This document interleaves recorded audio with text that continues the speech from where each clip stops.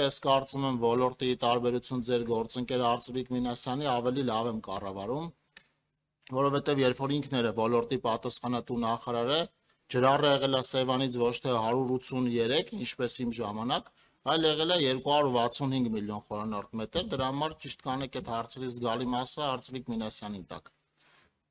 Եվ իմիջիալոց շարունակաբար այդպես եղել, մի տարի չեղել, երբ որ այդ ժամանակները նայենք, կտեսնենք, որ Սևանից ջրառը եղել է 265 միլիոն խորանարդ մետր, 260 միլիոն խորանարդ մետր, այնպես որ եւ արդարանալու բան էլ չկա, պնդում եմ, որ ավելի լավ եմ կարում կառավարեմ ոլորտը, քան Արծվիկ Մինասյանը, գոնե թվերը դրա մասին է խոսում։ Ջրամբարների կառուցման մասով արդեն ասացի, որ 12 ջրամբարի մասով ձեռք կբերվեն տեխնիկա-տնտեսական հաշվարկներ եւ նախագծեր, իսկ 5 ջրամբարի մասով Քասախի, Ելփինի, Լիչքի, Արթիկի եւ Աստղաձորի կմեկնարկեն շինարարական աշխատանքները։ Արդեն 5 ջրամբարները, ուրեմն հանրային ներդրումային կոմիտեի կողմից արժանացել են, ուրեմն դրական եզրակացության, նախագծերը պատրաստ են եւ 2026-ին կսկսենք։ Մյուս հարցը, որը վերաբերվում էր սահմանամերձ գյուղերին, 23 համայնքի 82 բնակավայրի մասին է խոսքը մեր ցանկով, նախաձեռնեք ցանկի ընդլայնման մասով քննարկում եւ ես կմասնակցեմ, դա իմ գործառույթների մեջ չի մտնում, այսինքն մենք հաստատված ցանկով ենք ֆինանսավորում իրականացնում, որի մեջ կա 23 համայնքի 82 բնակավայր, նախատեսված ֆինանսավորումը 1 միլիարդ դրամ, նախատեսված է այն տրամաբանության, որ մոտավորապես այդ կարգի ֆինանսավորում է պահանջվել նաև 2025 թվականի եւ 2024 թվականի ընթացքում։ Մենք ֆինանսավորում ենք գազի, էլեկտրաէներգիայի, ոռոգման ջրի եւ ուրեմն հողի գույքահարկի մասով, եթե այդ թվերը փոխվեն, բյուջեի վերաբաշխում կիրականացնենք, չնայած չեմ կարծում ավանդաբար 1 միլիարդի շրջանակում է եղել։ Եթե անդրադառնամ սուբվենցիաների հետ կապված հարցին, պիտի ասեմ հետեւյալը,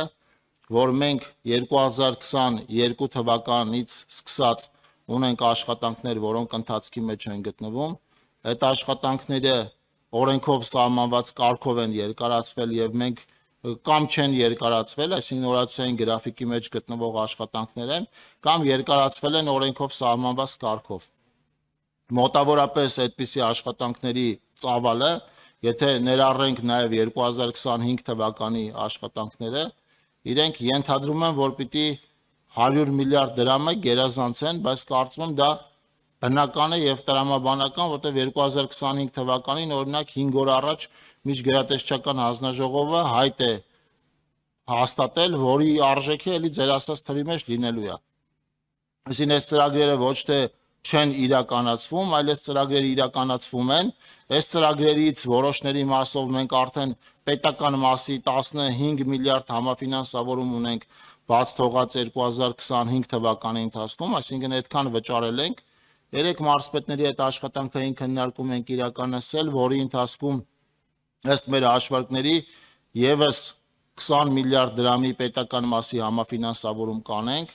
եթե վերադառնանք 2025 թվականին հաստատված հայտերին, որոնք ձեր ասացի մեջ են, դրա համար եմ ուզում անդրադառնամ, սրանք այն աշխատանքներն են, դուք թվարկեցիք 22, 23, 24, 25, մենք օրինակ 25 թվականին հաստատել ենք 90.1 միլիարդ դրամ մինչև վերջին միջգերատեսչականը, որի մասին ծանուցվել է համայնքներին, եւ եւս 6.7 միլիարդ դրամի աշխատանքներ ենք, 5.6 միլիարդ դրամի աշխատանքային հայտեր ենք հաստատել վերջին միջգերատեսչականի ընթացքում, այսինքն մոտավորապես 96 միլիարդ դրամ, ինչը պատմական ամենամեծ թիվն է եւ այնտեղ պետական մասի համաֆինանսավորումը շուրջ 53 միլիարդ դրամ է։ Եթե անդրադառնամ սուբվենցիաների հետ կապված ընդհանուր թվերին, ապա պիտի ասեմ, որ 2024 թվականին 2023 թվականի համեմատ մենք ամենամեծ համաֆինանսավորումն ենք իրականացրել եւ գնում ենք այն ճանապարհով, որ 2025 թվականին 2024 թվականից ավելի մեծ համաֆինանսավորում կիրականացնենք։